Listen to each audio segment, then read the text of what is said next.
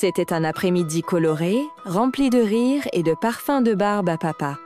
Le soleil brillait derrière la grande roue du parc enchanté des merveilles quand quelque chose de très étrange se produisit. « Où est passé Monsieur Ballon ?» demanda Lila, une petite fille aux yeux curieux, scrutant autour d'elle avec ses jumelles jouets. Monsieur Ballon était une grande mascotte gonflable en forme de lapin, symbole du parc. Il se tenait toujours à l'entrée, souriant à tout le monde. Mais aujourd'hui, il avait disparu. « C'est un mystère », dit Théo, un garçon au large sourire qui adorait porter sa casquette jaune.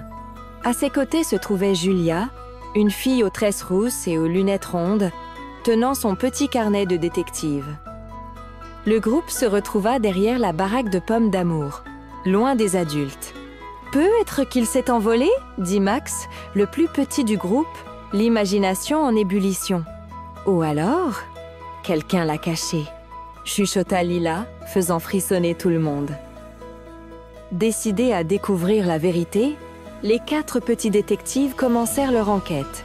Ils suivirent des traces de paillettes brillantes sur le sol. « Quelqu'un a laissé une piste magique ?» dit Julia, notant tout avec son stylo qui sentait la fraise. Soudain, le sol trembla doucement. Les lumières des montagnes russes clignotèrent 3 fois, et tout à coup, une porte secrète s'ouvrit sous le manège de la pieuvre tournante. Avec du courage dans les yeux, les amis se prirent la main et entrèrent. À l'intérieur, ils découvrirent un tunnel rempli de jouets parlants et de lumières dansantes. Des poupées faisaient signe, des petites voitures roulaient toutes seules et un clown robot chantonnait doucement. « On dirait un parc secret dans le parc !» s'émerveilla Max. Au bout du tunnel, un rideau d'étoiles brillantes s'ouvrit tout seul. Derrière se trouvait Monsieur Ballon, mais il était triste et tout dégonflé. « Pourquoi est-ce qu'il est comme ça ?» demanda Théo. Une voix douce descendit du haut. C'était une toute petite fée avec une robe faite de confettis et des ailes de cristal.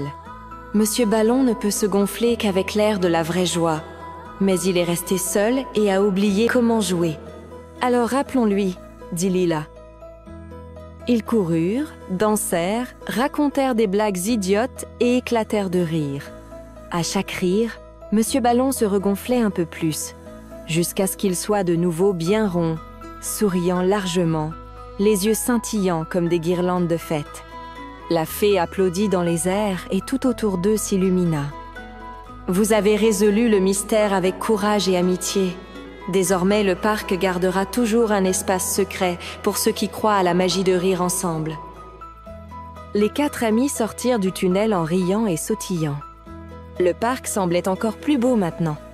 Les lumières brillaient davantage, les odeurs étaient plus sucrées, et même les manèges semblaient sourire. À la sortie, Monsieur Ballon leur fit un clin d'œil magique rien que pour eux. Et ce jour-là, ils apprirent quelque chose qu'ils n'oublieraient jamais. La vraie joie apparaît quand on partage les rires avec ses amis. Abonnez-vous à la chaîne pour voir plus d'histoires comme celle-ci.